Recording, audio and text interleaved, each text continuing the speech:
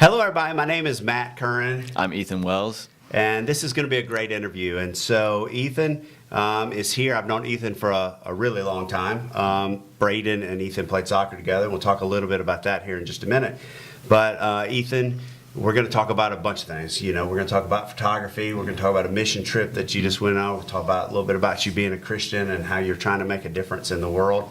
But let's jump back in and let you introduce yourself. And let's talk a little bit about how we know each other. All right, so I'm Ethan Wells. I am a recent graduate of UNCG.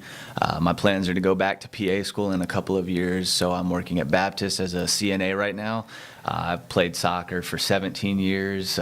Growing up, that's all I did. Soccer, sleep, and drink.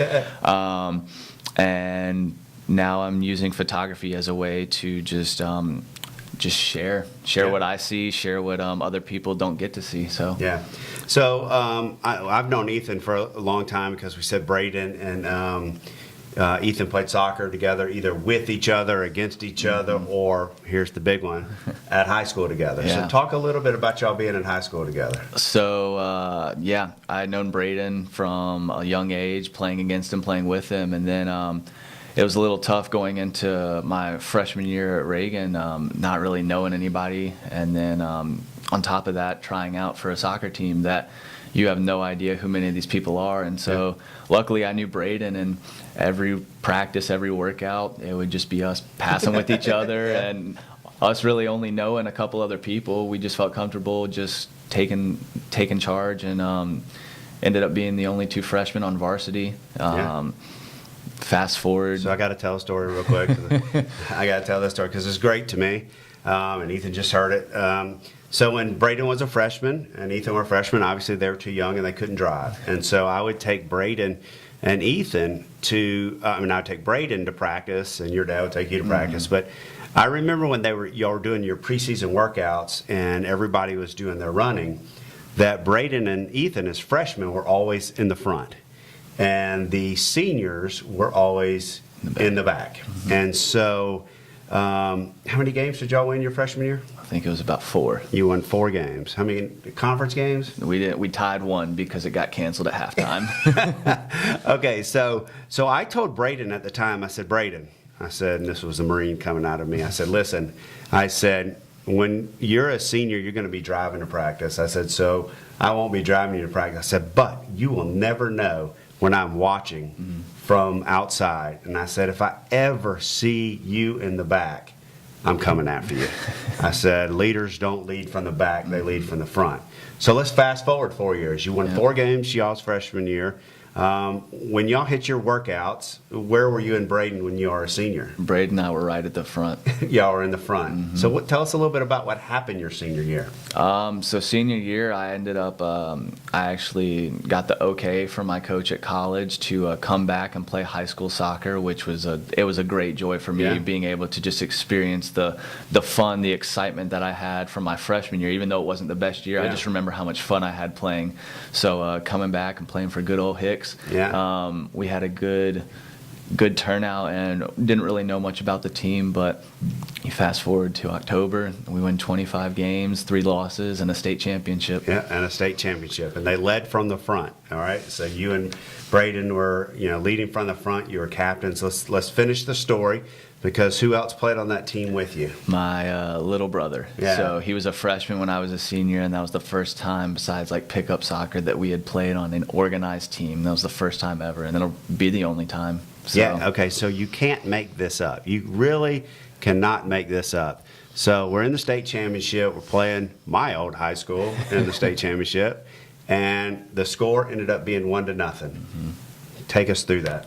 Well, it was not a good first half for us. Yeah. But we pushed through and got around the 65th minute, and Peter Leary sends a goal kick up. I flick it around my head, just dribble a little bit, and who's on the right-hand side? My little brother. So play the ball out, keep making my run in. He takes a touch, beats a guy, crosses it in right on my foot. Only goal of the game. Yeah, can you believe that? Look, can you believe that? So first time you're ever playing on a team with your brother, the last time you ever play on a team with your brother, for real, and your brother passes you crosses the ball into the box, and you score the winning goal. You can't make that up, you know. It'll be something I carry with me to the grave. Yeah, that's right. All right, so let's jump ahead. I want to talk about the mission trip that you just went on. So tell everybody a little bit about the mission trip, and then we're going to transition into photography. Yeah. And we're going to come back to a little bit about soccer here in just a minute, because that's relevant. So just got back from the Dominican Republic, went with a organization called Hands of Hope.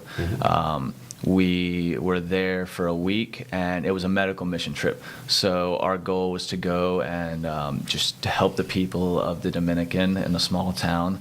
And I mean, it was eye-opening. It was a life-changing experience for me. That's something that I've always wanted to do. I wanted to travel on missions internationally and just help people. Yeah. And being able to go and just see that country, see those people, and just all different kinds of emotions, all different kinds of people. It's an experience that I will forever remember. Yeah.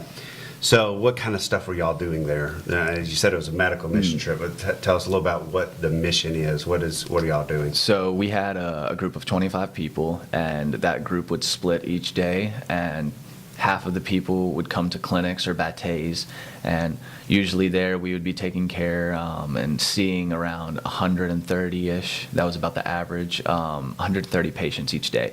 So we would bring them in, we'd have providers with us, we would see what's going on, what their symptoms are, and we would give them vitamins, we would give them any kind of pharmaceuticals that they needed to help get them better based on their diagnosis from the providers. So you told me that you know, even down there, they would cancel everything. They would shut things down because y'all were there. Yeah. So that was the day to see y'all. Yeah. So the first day we actually ended up going, and we went 15 minutes outside of the small hotel we were at, and we worked in a school.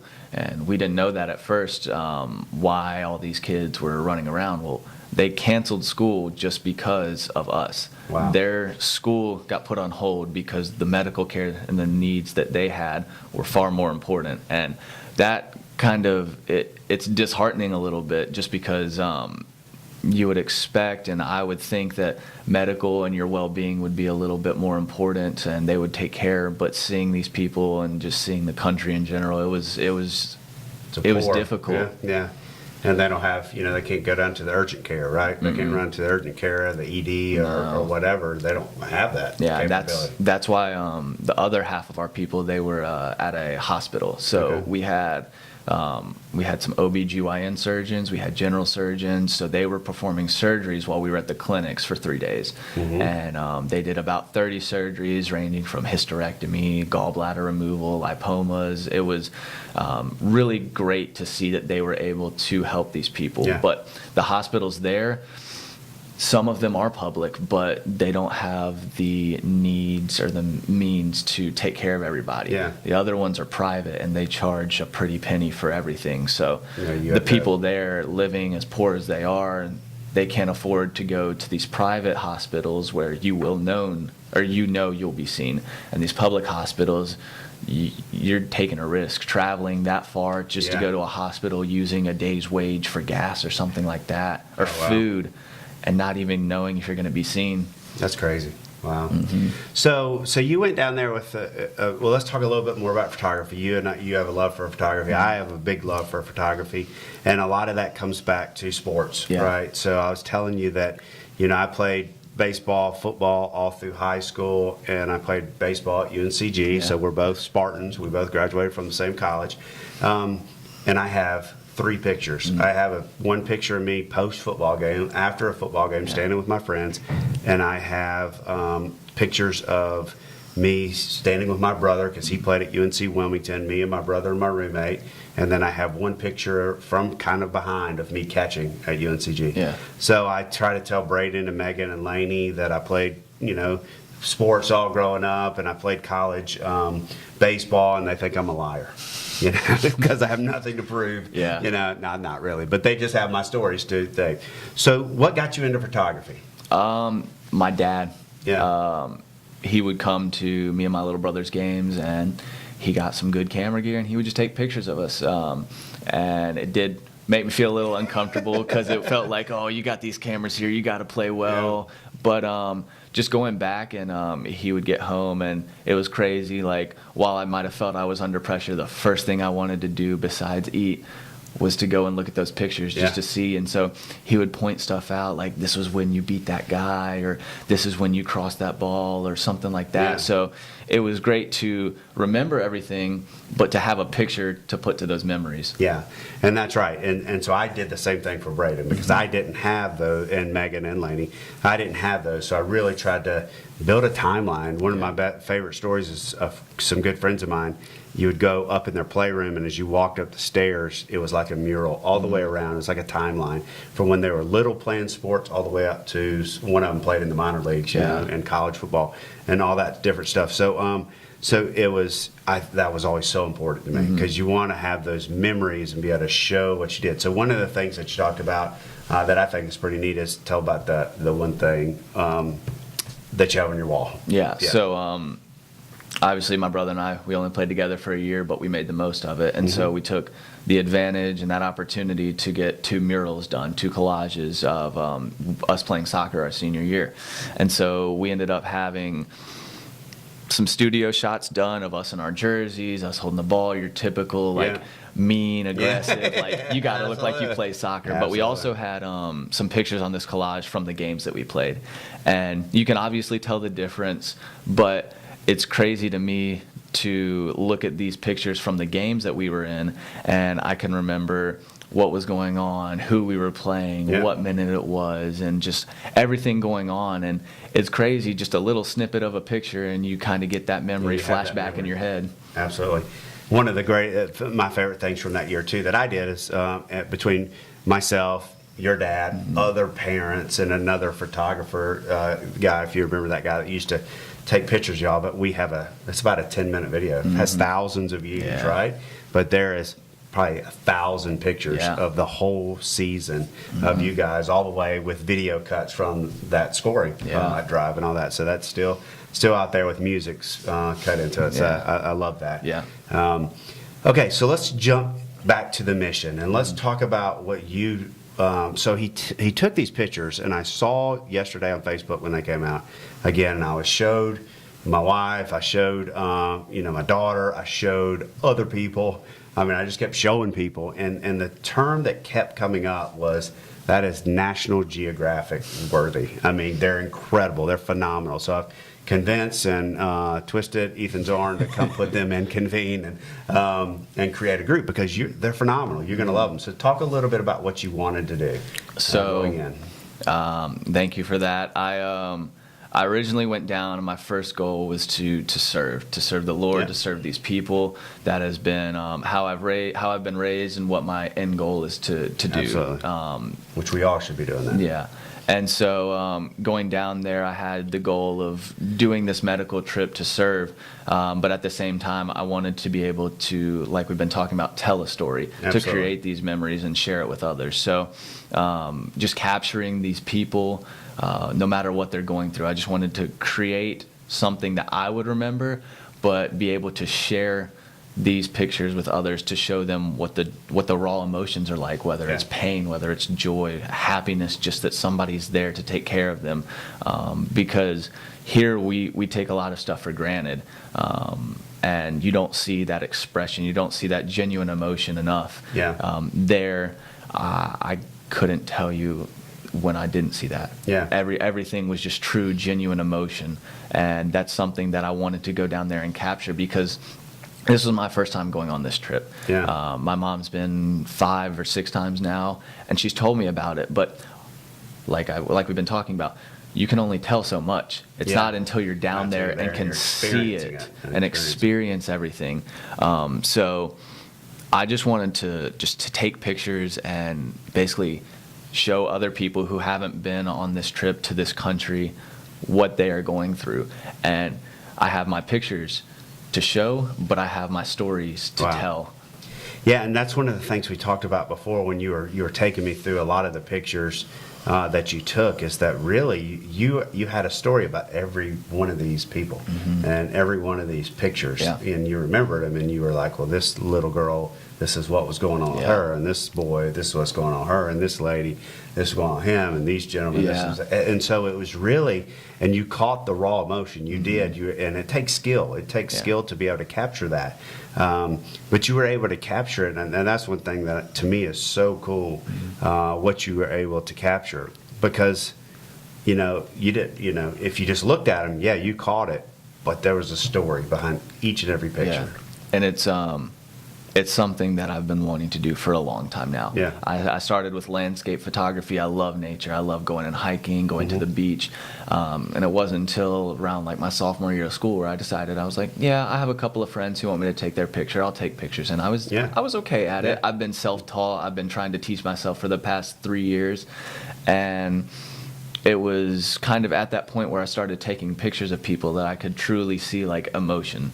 And I was like, well, these people, they're happy, they're excited, I'm taking graduation, I'm taking prom pictures of people. So they're excited for this. But then I had this thought, like I've wanted to do missions.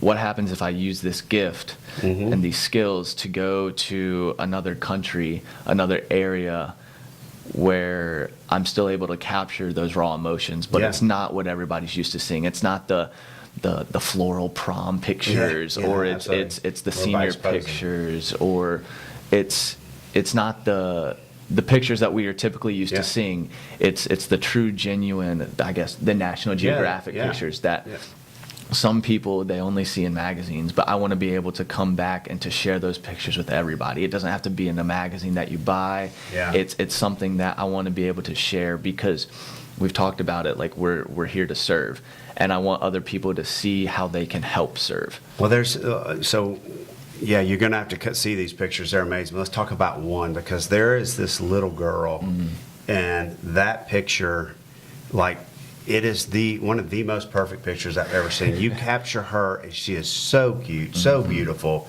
and you just capture her. Her eyes are so big, and But talk about her and that picture. Let's just talk about one of them, because we consider it all day. That picture's phenomenal. So that little girl, that was on the first day that we were at the clinic, and when she came in, it was her and her mother was holding her. But when she came in, it was like there was a party going on, because the pharmacists, they would look it over, and they just saw how beautiful this little girl was. Everybody at the triage table, all the providers, they just wanted to hold her.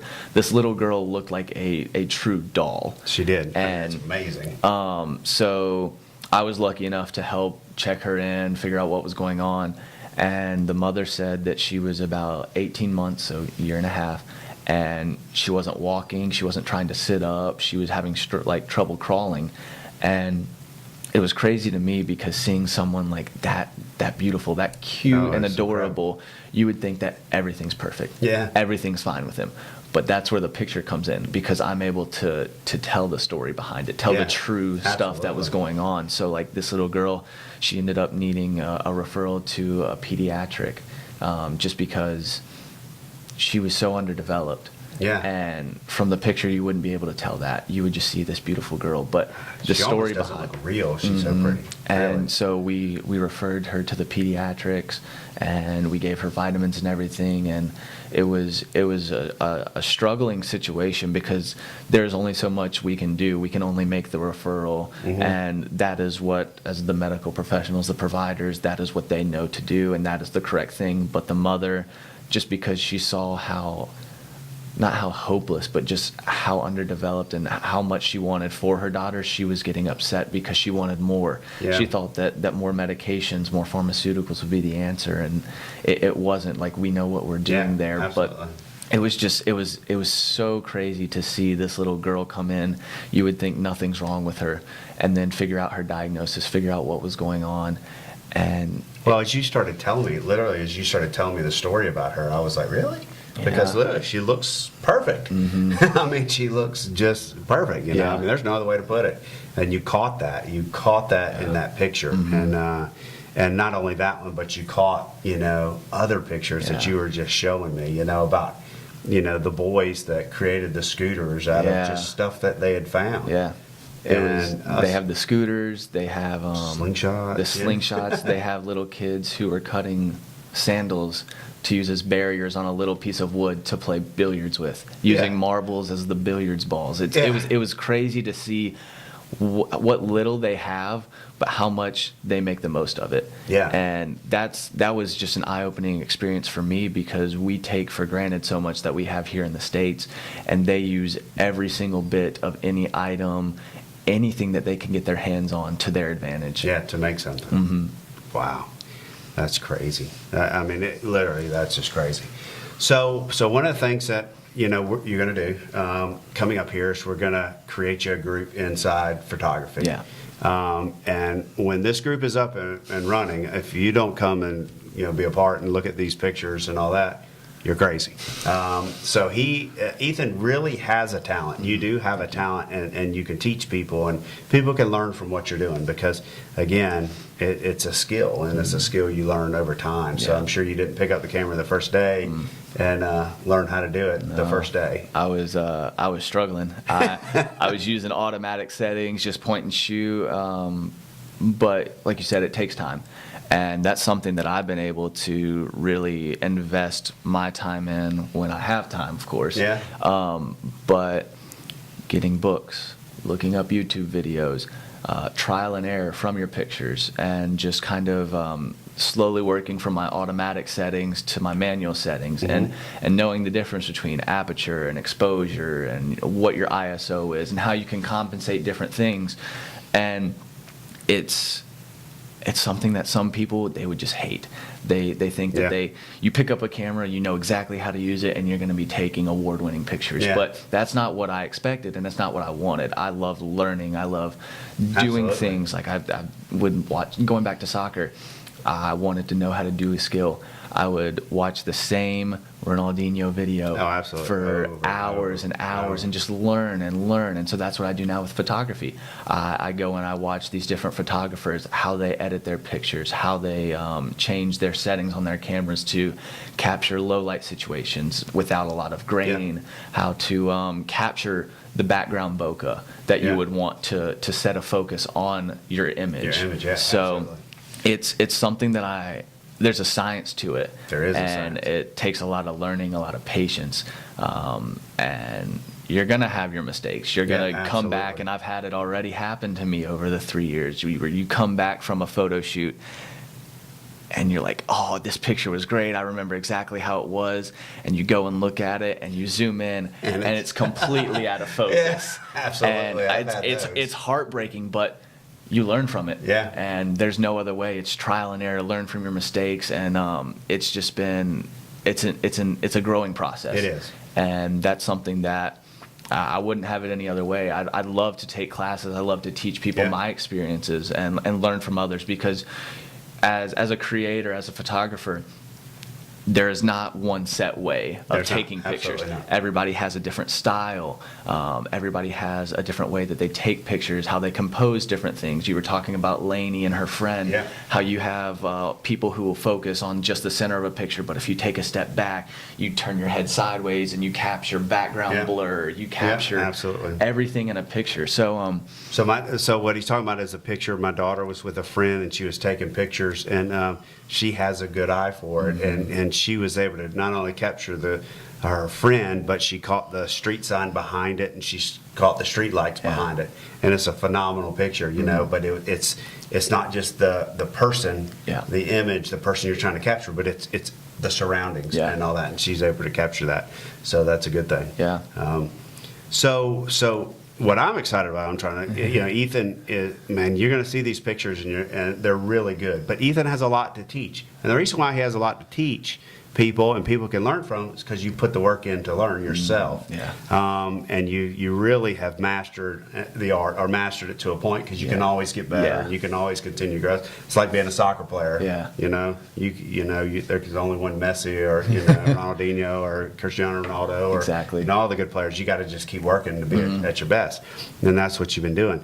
So hopefully, as we continue to grow this community, this is an important community to me, because I love it. I absolutely love photography. I love everything that's about photography. It captures these memories.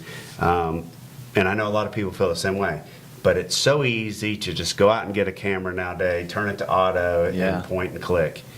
Well, if you really want to get good at it, you got to learn. You got to put Yeah. the time. You got to put the effort. So having those tutorials, those classes, those videos is so important. Yeah, it's definitely important, and like you said, like you can get to a point where you feel comfortable, but you're always going to want to learn more. Yeah. You're always going to want to have others teach you or critique you, and it's not a bad thing. You want others to be brutally honest, and Yeah. that's something that I enjoy. I send pictures out to other people. I'm like, what do you think of this? Yeah. And they're like, oh, it's great. I was like, no, like What what really can I do think? better? Yeah, what can you do better? And some people say, no, it's fine. But I'll have a couple of friends like, well, you could have like tried to get some more of like the background lights. If it's like a Christmas picture and you want those like colors behind somebody, you could have composed it differently to kind of bring out like the light. You could have changed the angle. So I definitely, I don't stop it. It's good. Well, I'd love to just keep going, and I'm brutally honest on myself, which all creators are. But it's an ever growing and an ever learning process, and is. I've done it, and I'd love to share it with everybody else.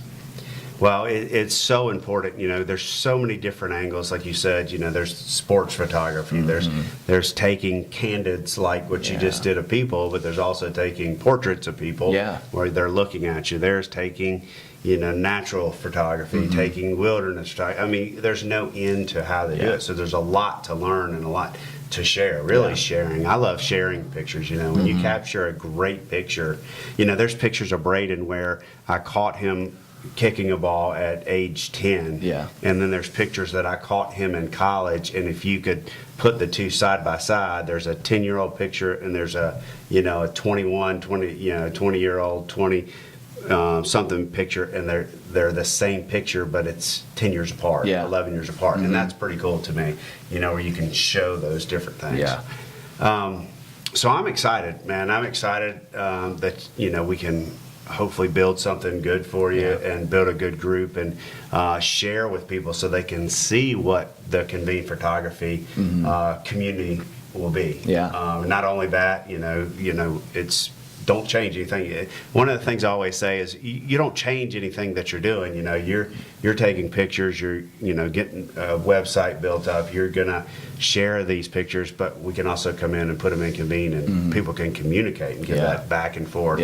Talk, just like you said, you could post a picture and ask for feedback. That's an experience. You can post in the message board, somebody can come to your message board and they can say, Ethan, can you give me some pointers? And you can go straight back to them and give them pointers on what they could do better, and other people can give pointers. So it's shared learning environment. And that's what I love about being a photographer, being any kind of creator, is you're able to have other people with those different styles. And I love when people come to me with something that I'm not comfortable like shooting, and they're asking me what I think. Just because it's something that I don't really think about often. And I'm able to see their perspective through their pictures. I'm able to see how they capture, how they composition everything. And it's a learning experience. I'd love to post my work on there and get feedback, but have others feel comfortable coming and asking for feedback and being able to give tips and pointers to people, because you're not going to be at one level. Everybody comes in with, they either have an eye or they're trying to figure out, all right, well, what can I do? And I think that's the biggest point, is you have to be willing to work with others. You have to be willing to take the feedback with a grain of salt, because it's not that they think it's an awful picture. It's they know where they're at, and they see something that could make it an average picture to an amazing picture. Yeah, absolutely. And it's something that I've had to go through. These pictures that I just took, it's something that I've been wanting to capture for years now. Just seeing them, like growing up in National Geographic or seeing the UNICEF commercials on TV, you have this real raw emotion that is captured in just the snap of a And you may take 10 pictures to get the perfect one. People, so it's not just snapping the one. I caught it. No. People say, like, they'll ask me, how many pictures did you take today? 700 in an hour and a half. Like, it's crazy, because I know some people who will just go and they'll take like the 5-10 pictures and then they'll move on. Well, I like to continue to keep just taking Yeah. pictures, just because the wind may blow and you may get a gust of hair, or you have some kid who might have blinked, but you only took that one picture. Yeah, So what happens absolutely. then? You can't open their eyes and edit. Yeah, you know, you might have a picture that's good, Yeah. but when you edit it, it's incredible. Yeah, and that's something that it takes, like I was saying about taking pictures, editing also takes some trial and error. Yeah. I was very big on doing colors originally, Yeah. wanting to just like have all of the colors, the reds, the blues, the yellows, the Yeah. oranges, just have them bright.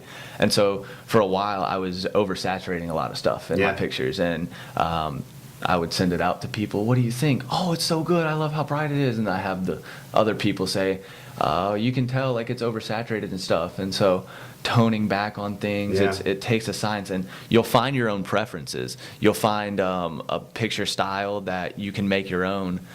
For these pictures that I took, I've gone black and white. There's But I'll tell you, there's some that are going to be good, like some of the buildings and Yeah. because you know some of the buildings, the colors that they've painted the buildings. Yeah. You know, if you did those in black and white, it wouldn't do them justice. Exactly. When I say building, let me rephrase myself. Some of their little huts. Yeah. You know, that's really what they are. Yeah, you know? so like for people, the people that I capture, like some of them, it would be great in color, like a little bit of a faded type of thing.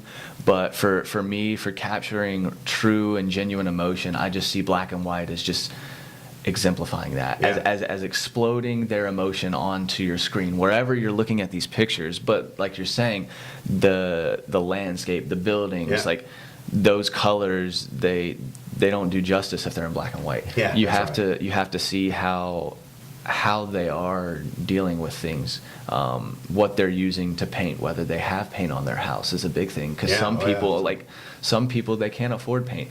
Their houses are made of mud and sticks and just grass roofs. That's crazy. So definitely you'll find in editing, you'll find your style after a while of just going through, of having that critique, and you'll be able to start creating your own style, and people will be able to recognize where your pictures are at. And so for me, for these pictures, these portraits of these little kids, and these families, these people, black and white just explodes with emotion. Oh yeah, it does. Like I said, the pictures you took are phenomenal, and the black and white just makes it explode. Yeah. You feel the raw emotions. Yeah. You see it in their face. You see it. It's incredible. So here's what we're going to do. You know, this group will be up and running. You're going to see that all below this podcast and the video. And so go into Convene Photography. It's free to join, and make sure you go straight in and you join Ethan's group. So click on the links below. I know there's a lot of people who want to learn more about photography. In this case, it's learning about photography, but it's just also seeing these pictures that we're talking about. They're incredible. I'm telling you, I love when people capture a picture, when people capture that raw emotion, Yeah. you know. But I also love when, capturing, soccer and Yeah. all that, because you can dance, Yeah. with Megan. So you can't get that back. I can't, I can't get back me playing sports, right? So Ethan, I appreciate it. Thank you for It's been having great me. watching you grow up and turn into a great young man and doing, God's work and trying to make a difference in people's lives. I really love what you're doing, and I'm glad to have you a part of this. And we just look forward to seeing more of your pictures. Yeah, and more of your work. thank you for having me. I'm excited to join, continue to be a part of Convene community, Yeah, and just share everything that I have and help others grow as well. Yeah, so you're going to see Ethan in the Christian community. You're going to see Ethan in the soccer community. He and Braden are still working a lot together on some stuff, but this photography is amazing. Yeah. So Thank you. thanks. I appreciate it. Yeah.